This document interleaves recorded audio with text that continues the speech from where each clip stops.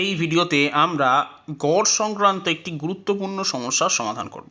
এখানে বলা হয়েছে 6টি সংখ্যার গড় 30, প্রথম 4টি সংখ্যার গড় 25 এবং শেষ 3টি সংখ্যার গড় 35 হলে চতুর্থ সংখ্যাটি কত হবে।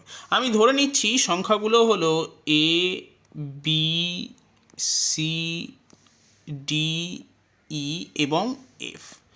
এখন যেহেতু 6টি সংখ্যার গড় বলেছে 30, তাহলে 6টি সংখ্যার সমষ্টি হবে 30 গুণ 6, তাহলে 180। এরপর বলা আছে যে প্রথম যে 4টে সংখ্যা আছে তাদের গড় 25, তাহলে এই প্রথম 4টে সংখ্যা অর্থাৎ এ যোগ বি যোগ সি যোগ ডি, এই 4টে সংখ্যার সমষ্টি হবে 25 গুণ 4, তার মানে 100।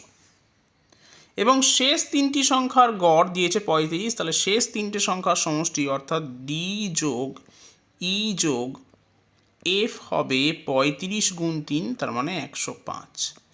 এখন যদি আমরা এই শেষ দুটো ইকুয়েশনকে যোগ করে দিই তাহলে আমি পাবো যে A plus B plus C plus 2d plus E plus F সমান সমান 205।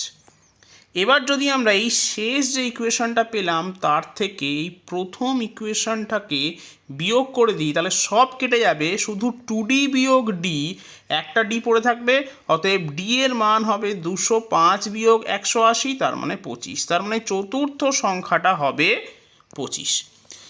একটা ট্রিকের সাহায্যে আমরা এই জাতীয় সমস্যার সমাধান আরও কম সময়, খুবই কম সময় করতে পারি। ট্রিকটা হলো, এই ধরনের সমস্যার ক্ষেত্রে সবসময় সেই সংখ্যাটাই বার করতে বলা হবে যে সংখ্যাটি এই নিচের দুটো রিলেশনের মধ্যেই থাকবে, অর্থাৎ এক্ষেত্রে ডি।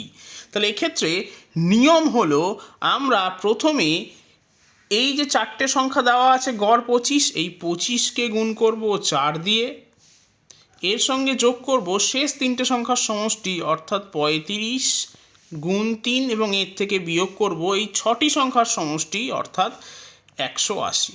বিয়োগ করলে আমি ঠিক আগের মতোই অ্যান্সার পাবো 25। তাহলে সঠিক উত্তর হবে অপশান এ, 25।